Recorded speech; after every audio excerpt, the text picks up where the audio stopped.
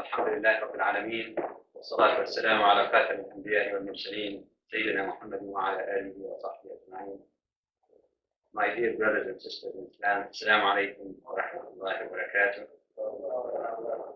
And I am particularly grateful to Allah subhanahu wa ta'ala for this great bliss of brotherhood and meeting together, pursuing good objectives.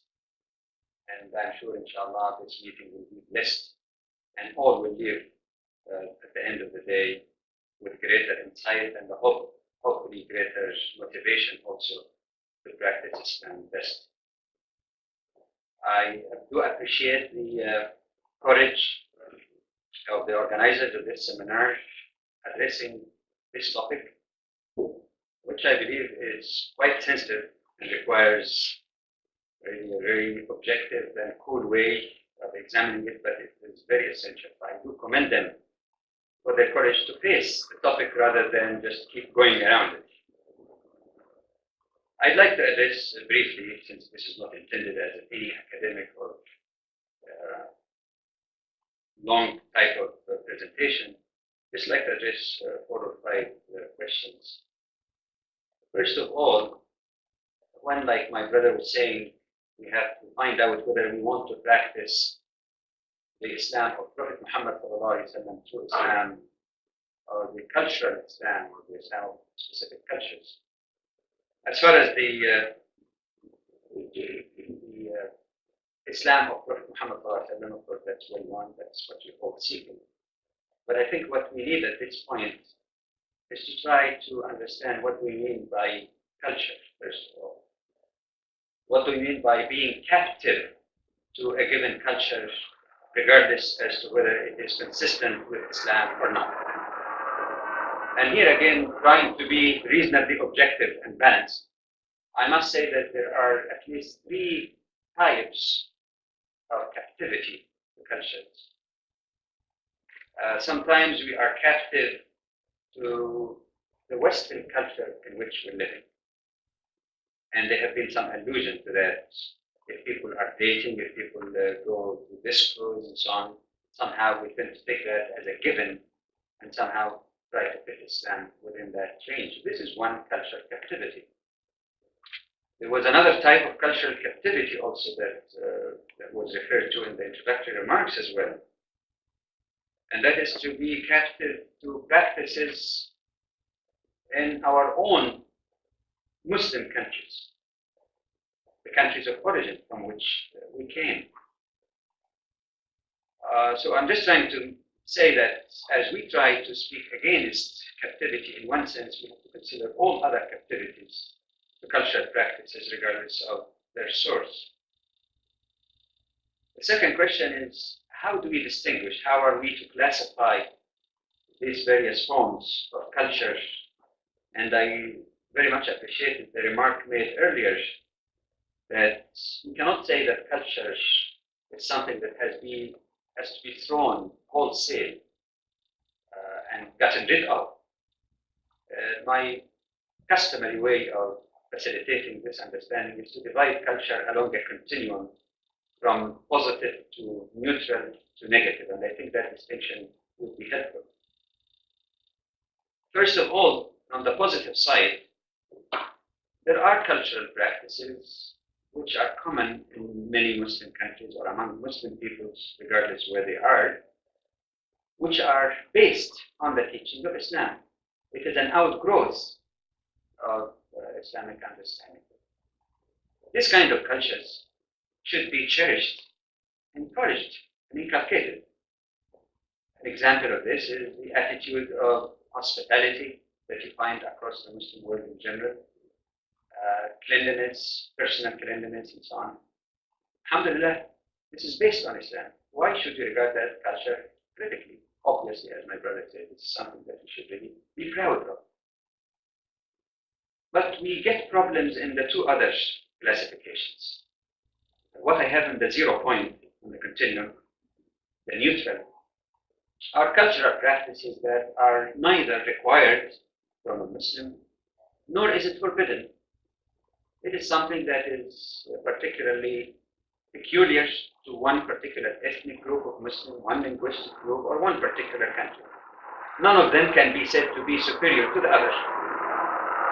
An example of this are the types of food. Of course, as a cultural practice, which is positive, that all Muslims avoid unlawful things like bacon, drinks, and so on, alcoholic drinks. That's fine. But beyond that particular limited area, you will find Muslims have varieties of dishes and preferences in food. Nobody can say that gulab jamun is an Islamic dish that you must eat, or that the Egyptian mahallabiya is the best, or the ta'miya or falafel. I mean, this is something which is mubah, it's permissible. You can eat it, you cannot eat it. If you don't like hot pepper, if it burns your tongue, all right, eat something else. This is not a requirement. And it is unfortunate that sometimes some of those neutral areas are taught to some new Muslims, quote unquote. The word new Muslim is not correct. Of course, everybody was born Muslim according to the Prophet. Just, I say, new reverts to Islam. To present this as Islam, nothing but, I think would cause confusion. I'm not saying it's bad, but we have to be careful. Is it required? And then we get graver problems, I should say, in the negative part. That refers to certain cultural practices, understanding, and images that Muslims might have developed over the centuries, especially the period of the decline of the Muslim Ummah, which are thought mistakenly to be Islamic, to be based on Islam, simply because it's so common in Muslim countries, or because of the fact that it is widespread and almost universal in a country that is 99% Muslim, so nobody should have any doubt. Some people think that this is actually Islam. And this is the grave mistake that lots of observers and self-styled Western experts on Islam do when they visit some Muslim country, see what's happening, and they say, this is Islam. Just try to philosophize. They say, this is basically a byproduct or outcome of their belief in Islam, which in fact could be exactly the opposite of this. I'll just give you one example because I'm going to touch on this issue by way of examples in the first question.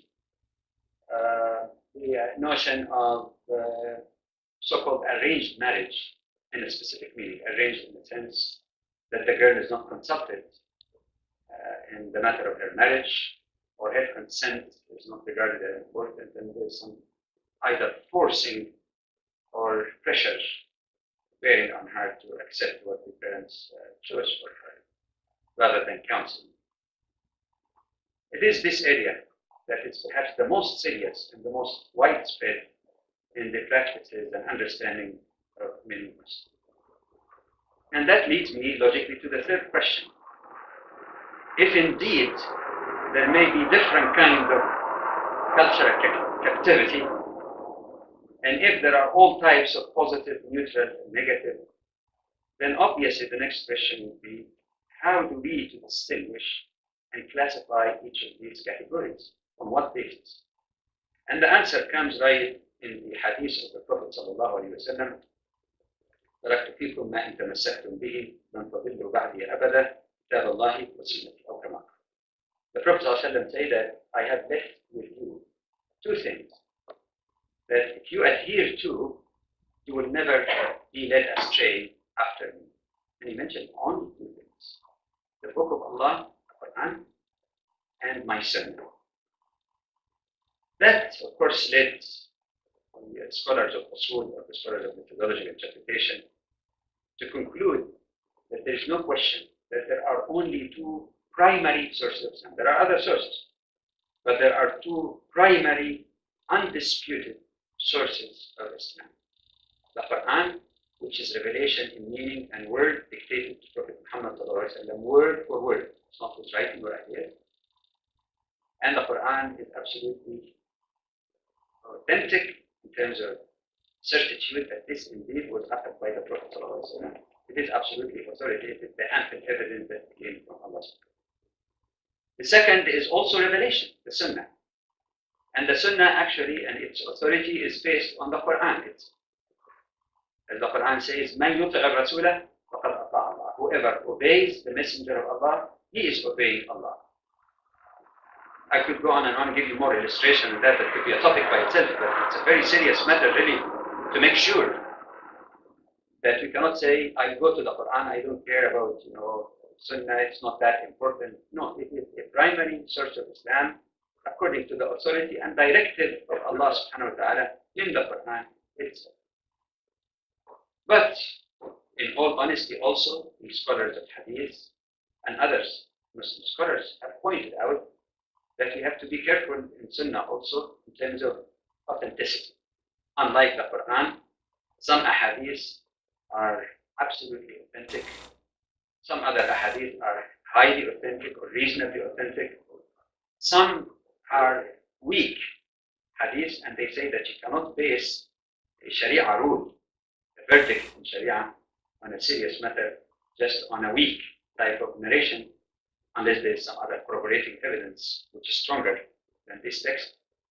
And of course, let's be frank and honest, there are also things that should not be called hadith, but just for ease, it's referred to as hadith, which is known as mawdu', i.e. fabricated, or makdhub, a lie on the Prophet ﷺ, something that's totally outside of the teaching of Islam, yet somebody fabricated it and said the Prophet said it.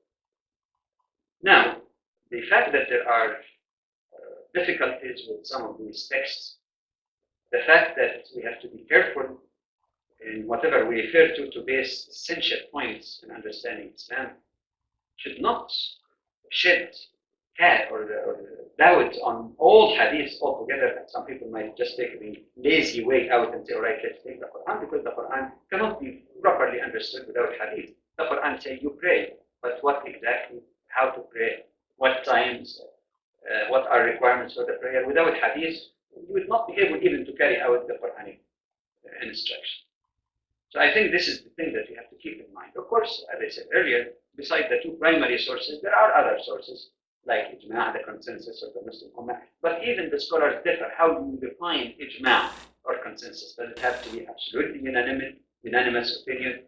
Is it unanimous opinion in one situation or one age, or could that change also if the circumstances change? This is an issue, of course, which is much deeper in terms of methodology. I just wanted to point out that our main criteria for sifting through the various cultural practices and classifying the positive, neutral, and negative would have to be the Quran and the sound Sunnah of the Prophet ﷺ.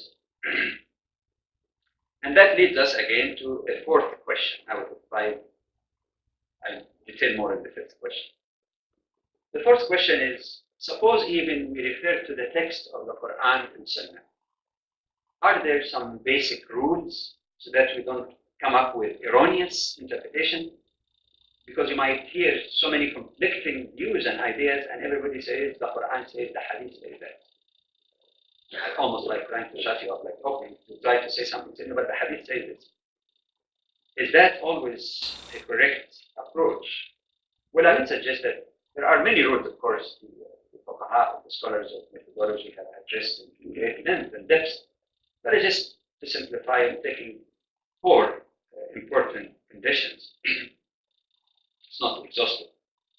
First of all, before somebody gives a verdict and say, all right, I don't care what all the imams before me have said, I don't care what the scholar said, here is my opinion. Can anyone really make that claim? Can anyone make it? The answer is obviously not. Not that there is popeship in Islam and there is guardianship on the thinking of people, but there is a very simple logical thing that we all accept, respecting specialization. If somebody has studied some course in biochemistry during his undergraduate work or in high school, it does not qualify him to give verdict in some complex medical problem because he studied biochemistry. Somebody studied a course in high school in physics cannot legitimately come and sit there and criticize Einstein or other specialists. He should at least develop reasonable understanding and comprehension, some degree of specialization before giving those new verdicts. But of course, if he doesn't have that competence, he can share, like myself, share as a student of scholars what the scholars have said about this. But to come up with something totally new, contrary to what the scholars have had some kind of consensus on, is a sort of pride, which is not desirable. It reminds me with a real story. I was told that when Sheikh Sayyid Sabah, one of the most prominent scholars worldwide of Islam and fiqh, and some of you might have seen the translation of 2 or 3 of his volume work, Comparative Fiqh Sunnah, available to the Islamic Book Service of Islam. He once was visiting in the New Jersey area, and then he sat in the Central Mosque where there are lots of people sitting there. And just before leaving back to his home country, one brother asked him, "Ya Sheikh, I wish you stay with us so that we can learn from you. There's a great barakah during your visit. Why don't you stay with us?" And he looked at him and he said, "Me? You need me? Why do you need me? I see in front of me already 500 muftis. Muftis are scholars who have the right to give new verdicts. Scholars, big scholars. I see in front of me already 500 muftis. Why do you need one more?" I think this is an area also that we have to be clear on. And let me be very frank on this. The fact that somebody has a doctorate degree like myself in management, or in economics, or in medicine, the fact that a person is a speaker and so on, and then he comes and says, "All right, all what the fuqaha said about hijab is wrong, there is no need for hijab or something." Well, this is a very, very serious matter that we have to look at, not by academic degree, but by specialization in sharia and evidence. So this is one point. A second basic thing, maybe I'm too frank, sometimes we need that in the matter of looking at opinions of jurists, yes, we agree, and every Muslim has to accept the Quran and the sound Sunnah as the primary sources. But those texts also are of 2 types. There is one type that the scholars call qat'i al-dalala, which means it is definitive in its meaning. There could be no 2 interpretations of it. And that area in the Quran and Sunnah is limited, rather limited, except in the detailed aspect of life, but in basic principles, it's quite limited, where you could not have any other legitimate interpretation. Yet, both, even in the Quran itself, the word of Allah, and in Hadith, there is a category known as dhanni al-dalala, which means probabilistic in its meaning. In other words, it could be understood this way, but it could also be understood this way. Why I'm getting into that technical point, because I want to conclude also one important rule. That if all the scholars, all Muslim scholars, specialists, have interpreted a certain text in a given way, and there is ample evidence that this is what it means, it could not mean something really contrary to the spirit and totality of the Quran, then for someone to say, "I don't care what they say without evidence, without knowledge," to say, "No, but my opinion is this," again, is a very serious issue that we have to face. Yet, in other areas, we should not really get very disturbed that in some detailed issues, the jurists themselves might have offered 1, 2, even 3 or more opinions. That's their ijtihad. I think our problem is not the fact that some people give opinions. Our problem is that sometimes we raise one particular interpretation of one scholar or one school of fiqh or jurisprudence to be equal in power to the word of Allah in the Quran. This is a very serious matter.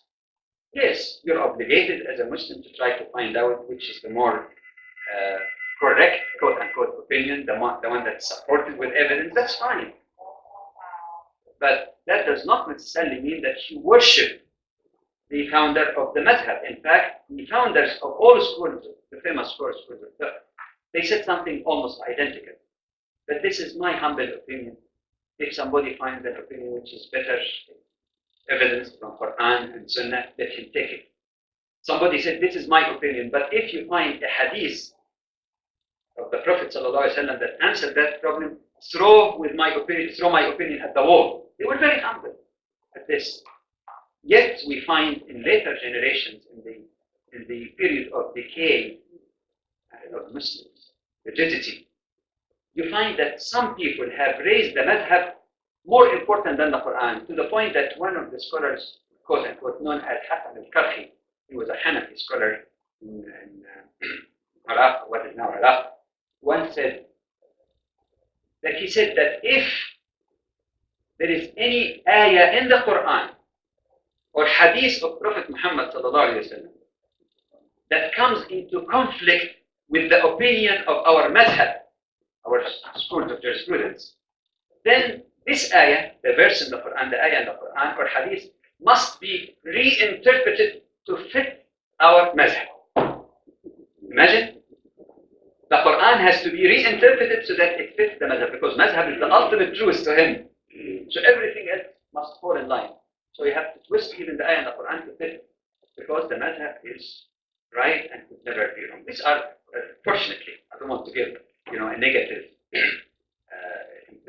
implication at all about the great works of jurists. These have been, fortunately, very rare cases. I just give it as an extreme case of going the other way around, worshipping madhab or a founder. I say that because it's relevant to today also. There are differences of opinion among scholars in many issues, covering the face or not, the meat in the store or not. There are legitimate differences among very well-learned scholars, present and past. Yet, sometimes we lack this understanding and tolerance to the point of accusing a brother or sister who follow another opinion as if they're totally outside of Islam or too westernized or too rigid, either way. So this is a second basic rule of the game, which I think is a very fair rule. A third point, that even among learned scholars, sometimes they have been a disregard of one or third rule of interpretation. And that is to tie all the texts in one subject together. And I say some scholars because I've encountered some of them in my visit to different parts of the Muslim world.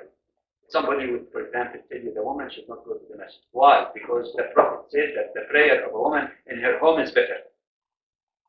Well, if there is no other hadith but this one, and if there is historical evidence that this is how the Prophet ﷺ and the companions interpreted that, then like the Egyptians say, al-ain wal-ras, it's on my head. You just follow it, will not question. But the big difficulty with this kind of interpretation is that if one is so biased in one opinion, and humans are biased, even scholars, they are human beings. Of course, they are degrees, but they are human beings after all. If I am biased towards one opinion, I try to search, to look for a text that supports my view, neglect all the others.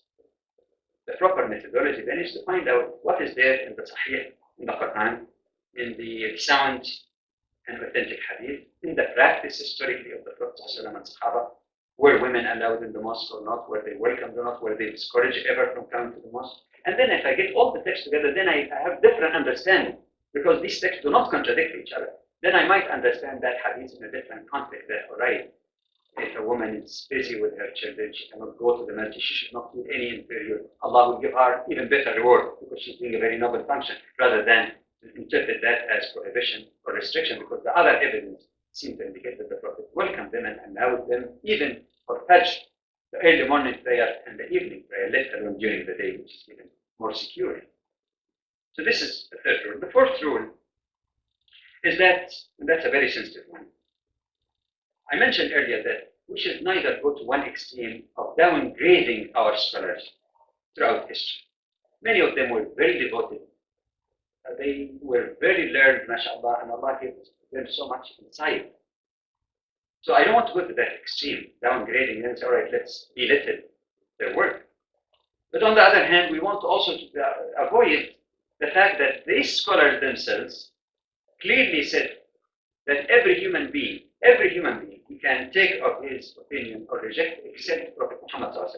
And the reason is not because of the person of Prophet Muhammad ﷺ, but because he was the Prophet of Allah, receiving that revelation from Allah subhanahu wa ta'ala and guidance, which means you're receiving the instruction of Allah through his teaching.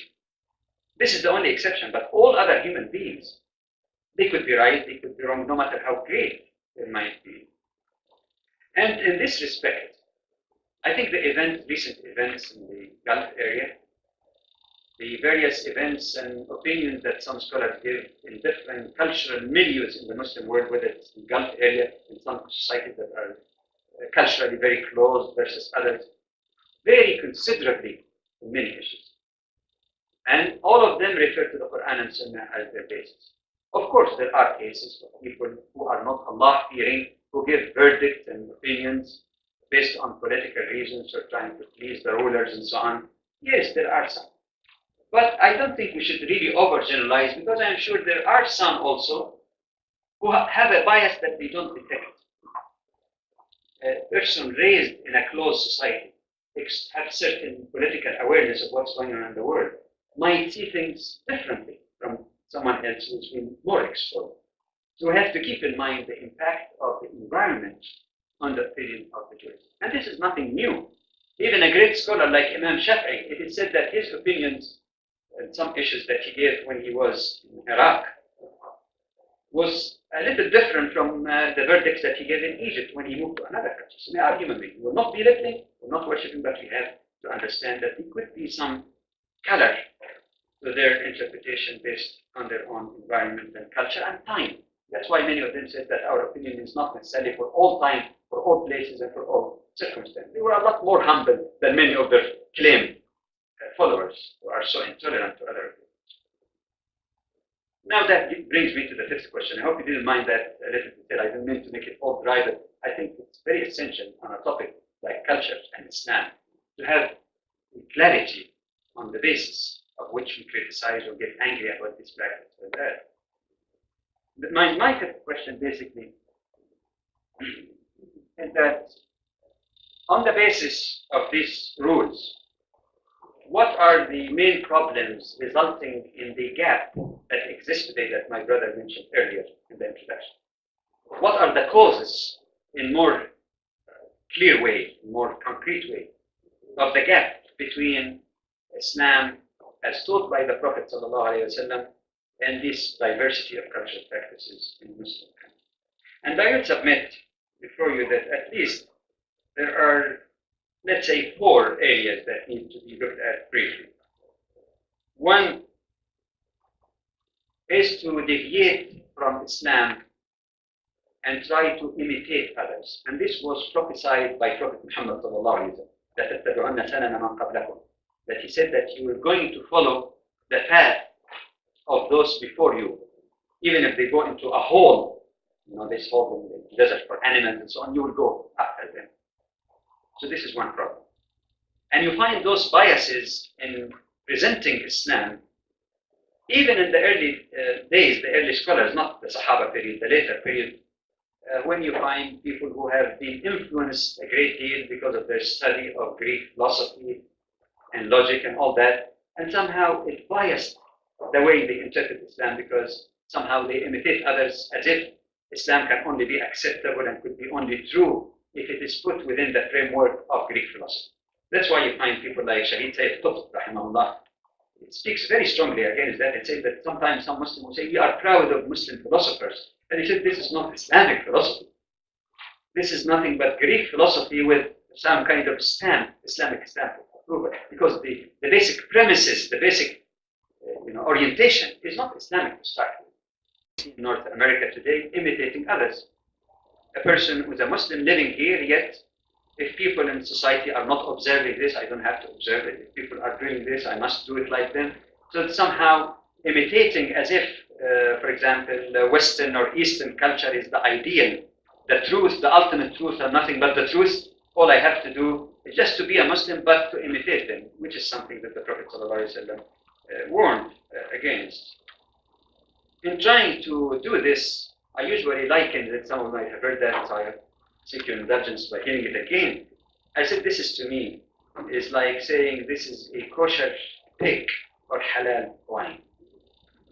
What does the stamp of approval or Islamicity do? Kosher pig or halal wine. If you did with halal on it. What does it mean?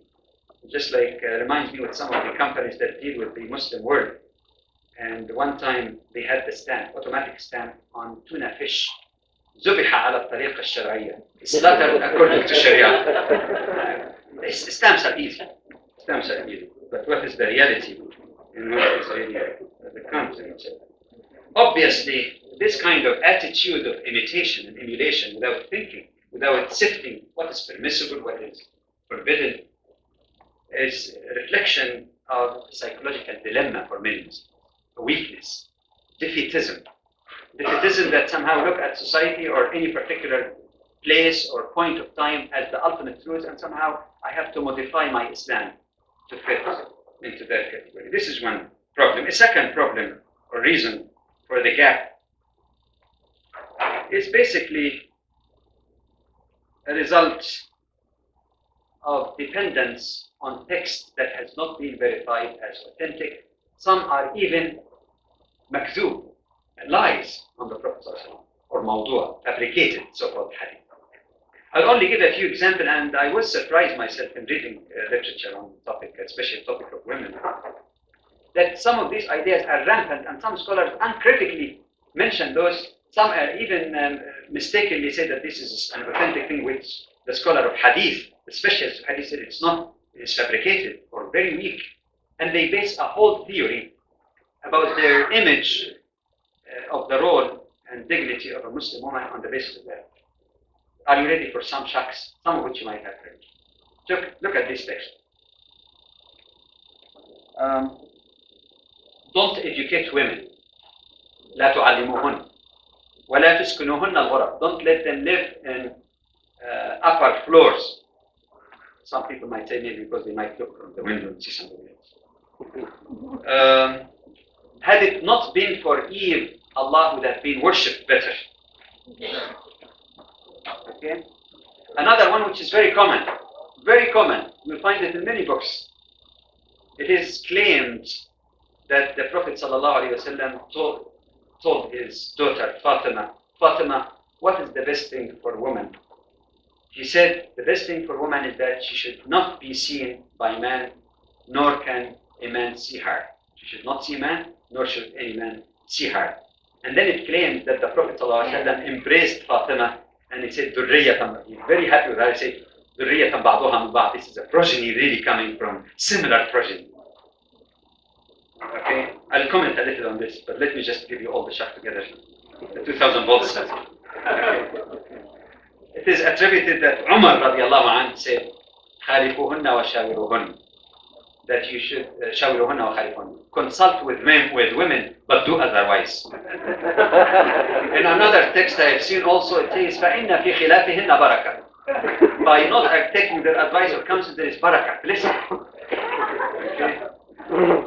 Attributed to Sayyidina Ali, المرأة كلها شر وشر ما فيها أنه شر لا بد منه. Woman is all evil, but the greatest evil is that it is inevitable evil. That she is an inevitable evil.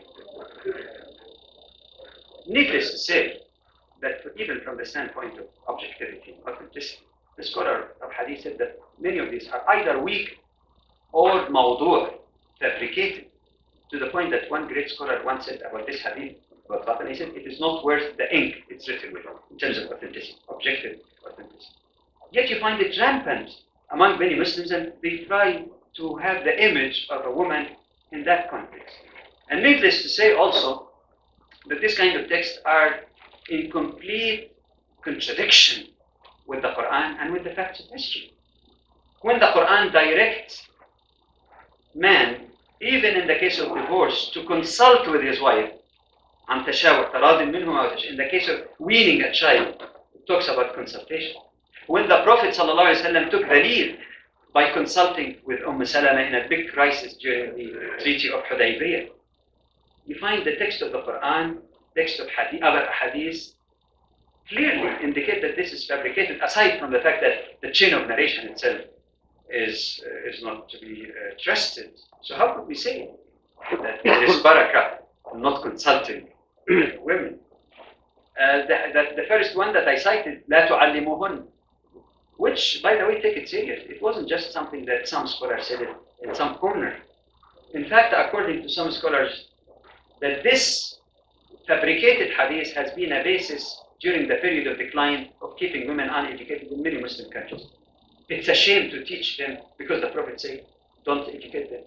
They take a fabricated hadith like that, yet they forget a much more authentic hadith that indicate that seeking knowledge is mandatory on every Muslim. They forget all the ayat in the Quran about learning, which is praised highly both for men and women, not only in religious sciences, but also in other mundane issues. So this is one category. A second category or reason of this gap in understanding are texts that are accurate and authentic, but misinterpreted in a way that contradict the rest of the Quran and the rest of Hadith. And I must say that very clearly because, unfortunately, you will find today some apologetic Muslims, even among some scholars, who somehow say, all right, let's defend Islam. And if the Hadith even needs some explanation, they take the intellectual laziness approach by saying, even though it is authentic, maybe we should raise doubt about its authenticity. It can't be. How could the Prophet have ever said that? Just to avoid the issue. I can only give you an example of this because I have only 10 minutes left according to the note, so I cannot elaborate much. But inshallah, maybe during the sister session or other public session, we could gladly discuss about this. Somebody would say, is it really possible that the Prophet ﷺ said that woman is fitna? That woman is fitna. Fitna literally means commotion or test. Actually, literally it's test. Commotion is one mistaken translation that some people do. But literally, test. Fitna. And of course, among most Muslims, when you use the word fitna, it's something like lure, a tool of shaitan, or something like that. You know, people have that image. The text is sahih, it is sound. But what is forgotten here, that this kind of interpretation is contrary to the Quran, because the Quran also says that your property is fitna, is test. Your children are test. Doesn't mean that children are bad in itself, in themselves, or wealth is bad, but mean that Allah is testing you. Are you going to obey Allah or obey the demands of your children or your wife? And for the wife, accepting the demand of the husband contrary to what Allah said. Property is not haram. There is no concept that property is dirty or wealth is bad. No. But it's fitna. Allah gives it to you. But He tests you whether you are going to perform the duties of that wealth or not. It doesn't mean something negative. Is it really possible that the Prophet ﷺ said that women, was addressing some women, Ansari women, by the way, that's significant. He didn't make a general broad statement. He was addressing those women and say, you are naqisatu aqlin wa deen. You are less in aql, understanding, and religion. My goodness, that's humiliating. No, it can't be. And somehow try to brush it aside rather than try to understand in what context it would say, what meaning it should have without violating the rules in Quran and Sunnah. And the Prophet himself explained some of those points. It has to be understood very carefully and directly. Again, the sister can raise that issue later, or other brothers as well. Is it really true that the Prophet says that woman is created from a curved rib or bent rib? Oh, means she's crooked?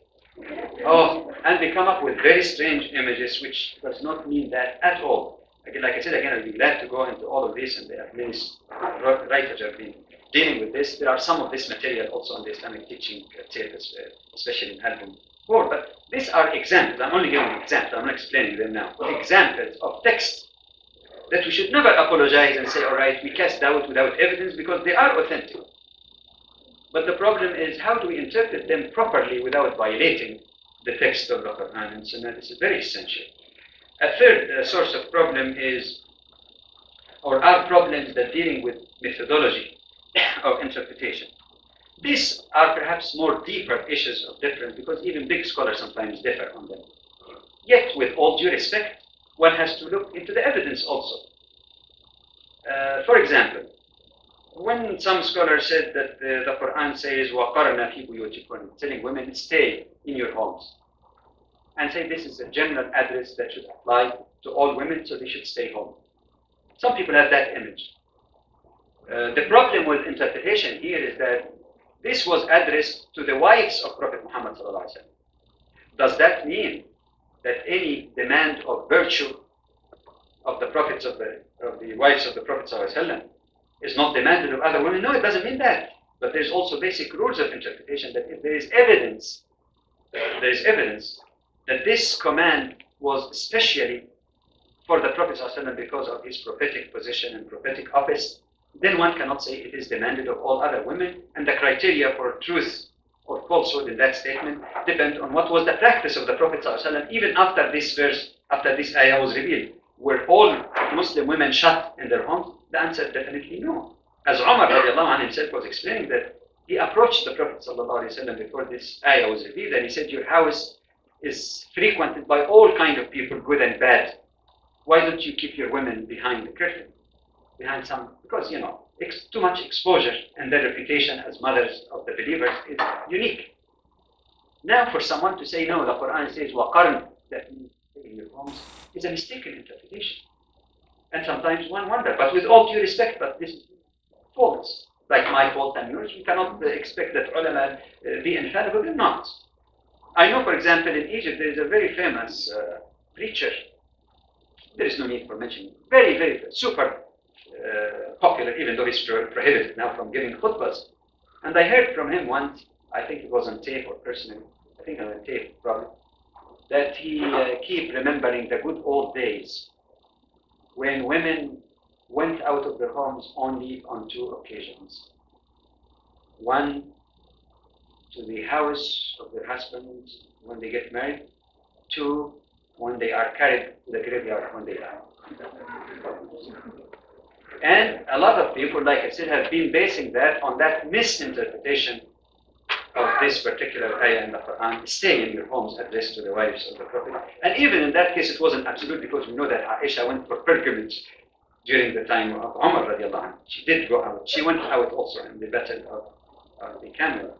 But anyway, a second example of this is to say that the shutting off of women and lack of participation in any Islamic activity is desirable, because the voice of woman is awrah. It's not appropriate for man to listen to the voice of woman. And that's a very strange type of interpretation in view of the Quran itself, that testifies that some women came and asked Prophet Muhammad certain things. There are numerous authentic hadiths of women asking questions to the Prophet in front of everybody in the masjid. He never said, no, your voice is awrah.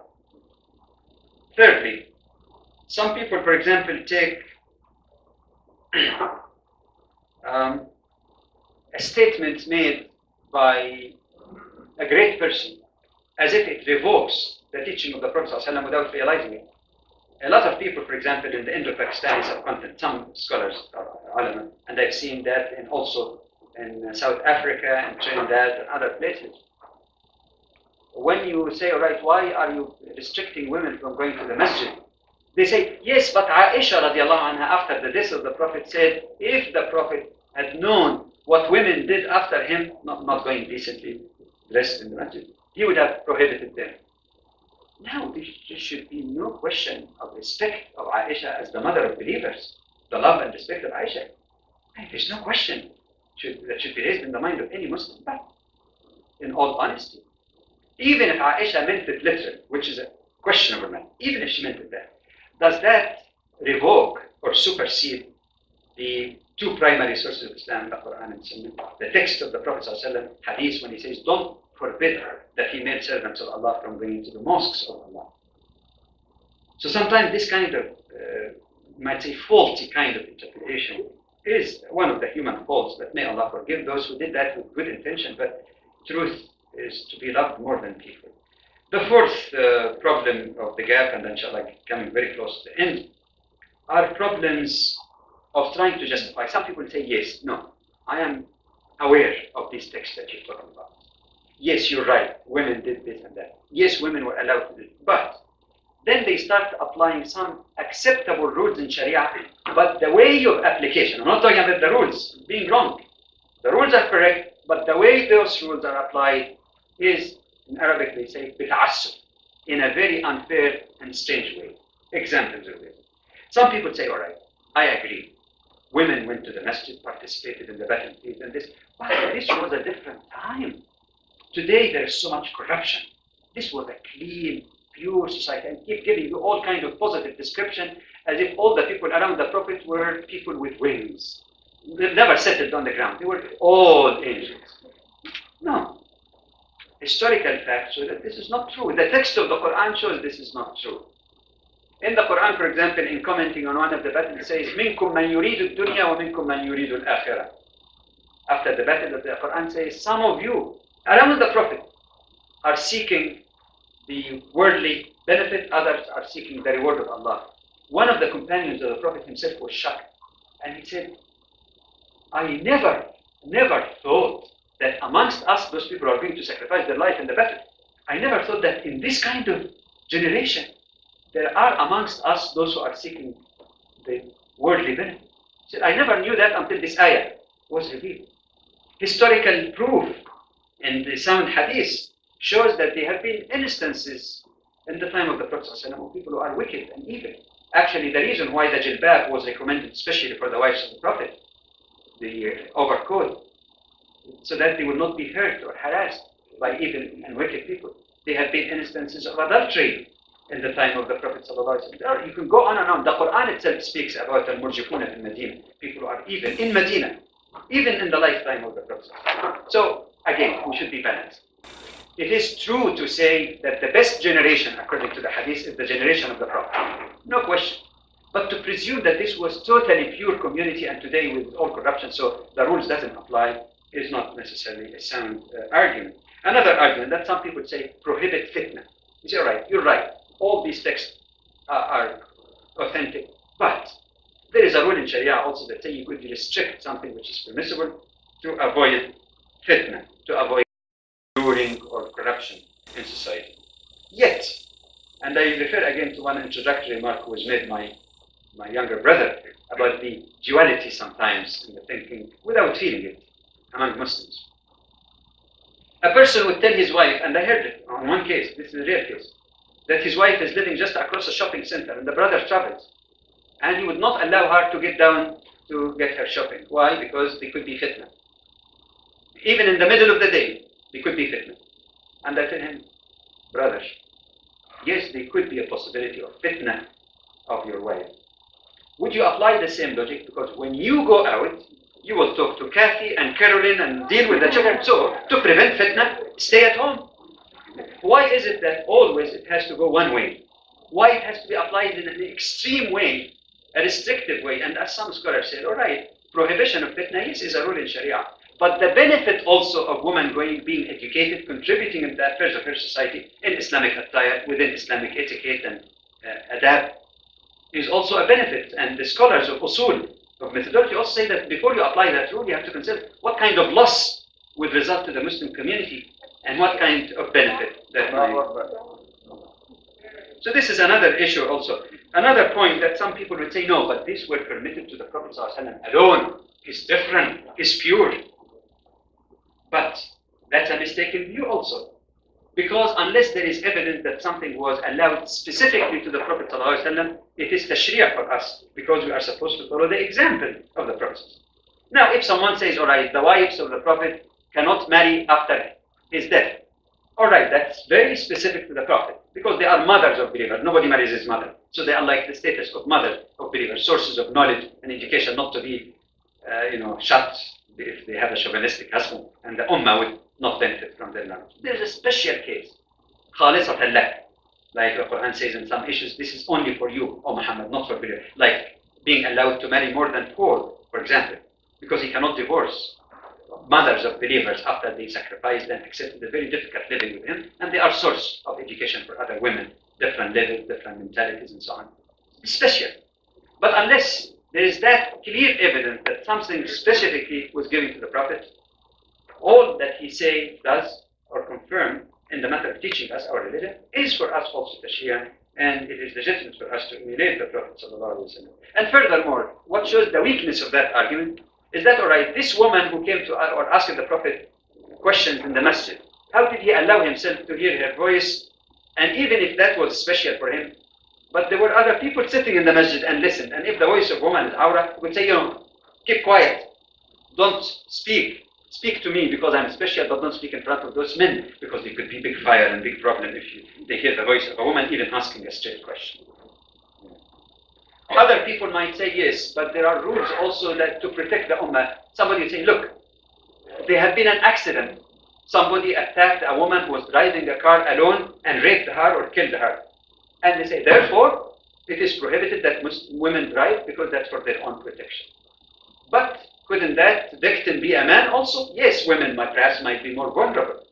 But the issue here is that if we were to say the possibility of any accident is a justification to prevent the whole ummah or half of the whole ummah from participating in the affairs of the ummah, then this is ridiculous. It's a very strange approach really to take. And if this is the case, how do we explain the fact that in the time of the Prophet ﷺ, there had been an incident? You'll be surprised and shocked. There was a case of a woman who was raped on her way to pray Fajr. Raped on her way to pray Fajr. We never heard the Prophet ﷺ after that saying, all right, women are welcome in the mosque, but because of that very unfortunate and terrible incident, women should not pray in their homes. They should never come to the mosque. No, until the end of his life, he allowed them.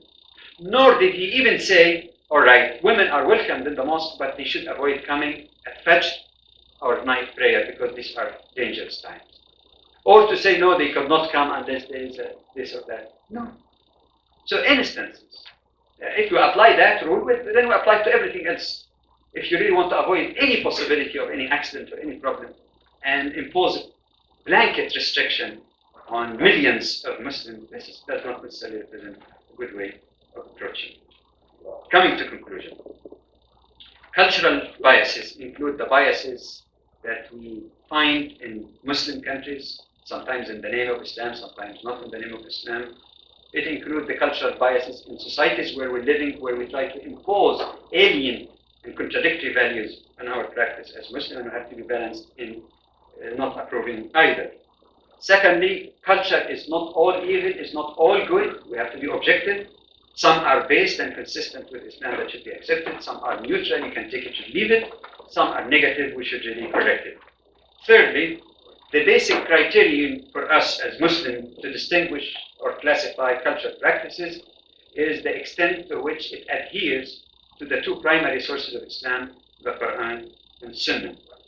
Fourthly, even in interpreting the text of the Quran and Sunnah, we must follow the proper methodology of qualification, of not contradicting other texts and taking all the texts together. Fifthly, we have to also make some study and understand better the reasons of the gaps between the true Islam and the application by various Muslims and find out where these gaps came from, to study it in a cool-minded way and come up with the right way. And most importantly, we should not be vindictive. We have to make sure that we should not just take that as an excuse to start condemning our parents, even though there may be some wrong practices, condemn all previous scholars or present scholars. I think the approach here is to try to appreciate, first of all, the positive thing that parents have contributed, the positive thing that many scholars have given to protect and preserve the practice of Islam, but in the meantime, to realize their shortcomings and limitations as human beings, and that our purpose really should be to purify Islam from any extremist trend and come to the path of the Prophet ﷺ, and this indeed is the Islam and the cultural practices of the Prophet ﷺ. May Allah subhanahu wa ta'ala bless you for your hearing, good hearing and attention, and may He forgive me also if I said something that's wrong or inappropriate. Wassalamu alaikum wa rahmatullahi wa barakatuh.